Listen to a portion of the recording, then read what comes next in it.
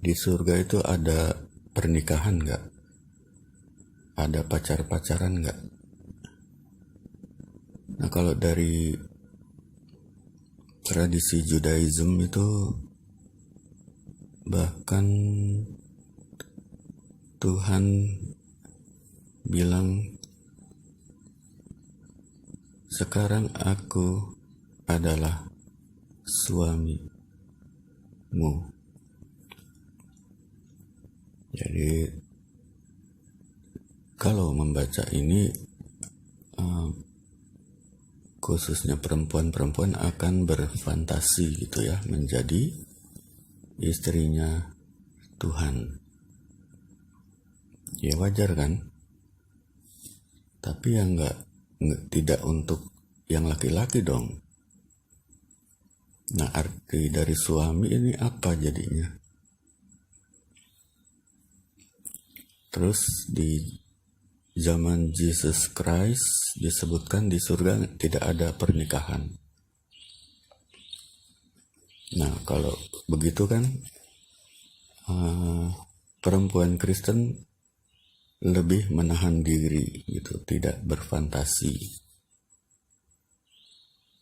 tidak berpikir yang arahnya ke situ lah.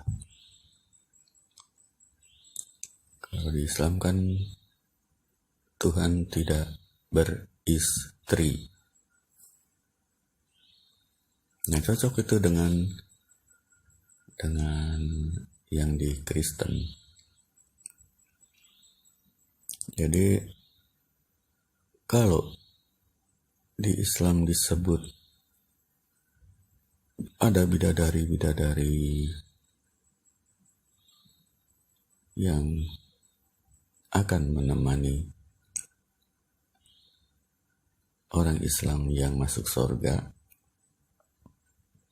di situ ada, ya begitulah, ada begituan begitu kan.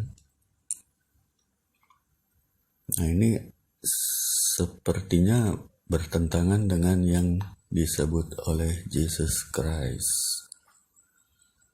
Jadi sebenarnya ada nggak begituan di surga? Ya, kalau di tradisi Bani Israel yang benar ya sesuai dengan kata Jesus Christ, tidak ada begituan di surga. Tidak ada pernikahan di surga. Tapi kok Islam bikin cerita baru bahwa di surga ada begituan? Ya memang begitu, harusnya begitu. Harusnya begitu, kenapa? Karena di tradisi Judaism dan Christianity itu kan mereka itu tidak final. Suatu saat akan ada gubahan baru dengan gembala baru, begitu kan. Nah, kalau Nabi Muhammad yang dimaksud, ya why not? Dia nabi untuk seluruh umat gitu kan, seluruh manusia, bukan nabi lokal. Jadi kalau ada gubahan baru itu sesuatu yang logis, baik secara faktual maupun secara nas kitab suci sebelumnya. Emang harus ada gubahan baru. Gubahan baru itu bukan bid'ah, emang udah dinubuatkan, udah diproyeksikan ke depan. Terus bagaimana dengan ini, dengan perkataan Jesus Christ bahwa di surga nggak ada begituan? Yang ada hanyalah puji-pujian kepada Tuhan. Nah, itu kan khusus intern yang berdarah Yahudi gitu kan. Kalau cewek Yahudi murni nggak masalah itu, di surga kagak ada begituan. Siapa takut gitu kan, karena ruh mereka lebih dominan daripada daging mereka begitu. Karena saking cintanya kepada Tuhan itu nggak berpikir yang enggak gitu kan, sampai Tuhan dianggap suami gitu ya, nggak kepikiran gitu. Nah, dibutuhkan urat Yahudi untuk begitu ya, kuat gitu. Siapkah engkau bahwa kalau di surga tidak ada begituan? Siap begitu. Itu kalau urat Yahudi emang begitu. Siap dengan mengikuti Tuhan apapun itu. Nggak mikir diri sendiri ya. Sebagai contoh, kalau perempuan itu menikah, yang dipikirkan pertama kali gimana caranya untuk membahagiakan suami lah.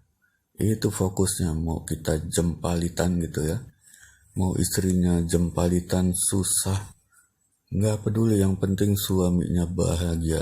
Itu Khadijah. Khadijah dari awal begitu.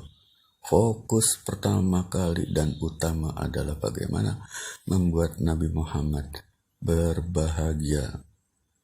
Dirinya nggak dipikirin itu. Nah itu kalau berdarah Yahudi begitu kuat dia. Siti Fatimah juga begitu. Pokoknya ruhnya lebih dominan itu dibanding dagingnya. Lantas bagaimana di surga, ada begituan nggak? Ya di Islam kan gubahan baru itu mengatakan ada 2 surga itu kan. Janatain. Jadi bukan surga aja satu macam aja. Ada surga versi Jesus Christ, ada surga yang ada begituannya.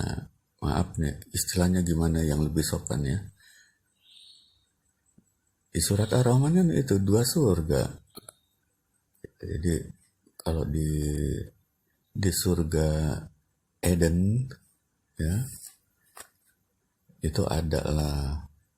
Tapi kalau di surga langit ya nggak ada. Langit itu tempat suci itu. Nah tinggal milih aja mau surga langit atau surga bumi. Ya masing-masing aja lah. Jadi jangan sampai diartikan netizen yang suka doer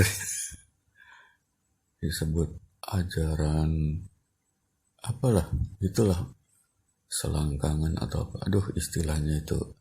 Nah yang gitu-gitu itu apa benar umat beragama atau cuma pihak ketiga yang nyusup gitu? Nah, ini bahayanya kalau pihak ketiga nyusup ini, seolah membela tapi ya namanya pihak ketiga gitu kan. Ya wallahu alam kok. Tapi yang jelas itu kalau orang Kristen asli ya bahasanya bagus lah, tertata lah. Kalaupun nggak tertata diingatkan jadi tertata juga gitu. Tapi nggak sampai bahasanya kasar banget itu. Ya Pak. Artinya belakangan ini memang semua agama itu mengerucut gitu ya. Jadi kalau ada yang menganggap kita yang benar semua adalah gelap, itu udah nggak laku lagi lah, lama-lama nggak laku itu. Jadi semua eksistensi itu dihargai, dan cukup mengejutkan kalau di dunia Kristen juga ada yang begitu. Mereka meneliti hadis gitu ya. Jadi prinsip mereka, kita menghargai walaupun setuju untuk tidak setuju, kita menghargai yang ada di luar. Nah itu kan berbeda dengan zaman dulu kan, dimana masing-masing itu menganggap dirinya terang, di luar itu gelap. Ini loh yang bikin agama dan umat saling pecah belah ya. Memecah belah agama itu per definisi adalah syirik. Kan agama dari Tuhan semua. Kepada golongan di sono ada syariatnya, di sono lagi ada syariatnya, tapi itu dari sumber yang sama. Kok bisa jadi saling mensesatkan? Nah, ini masalahnya ada di mana ini? Nah, inilah itu bab lain itu. Ya tetap inilah kembali ke nas, itu akan mengerucut kok. Sebelum ini ya, sebelum tabut dibuka, ya memang sekedar mengerucut aja. Walaupun belum sampai kesimpulan final, mengerucut lah. Nah, udah bunyi ya. Try this at home.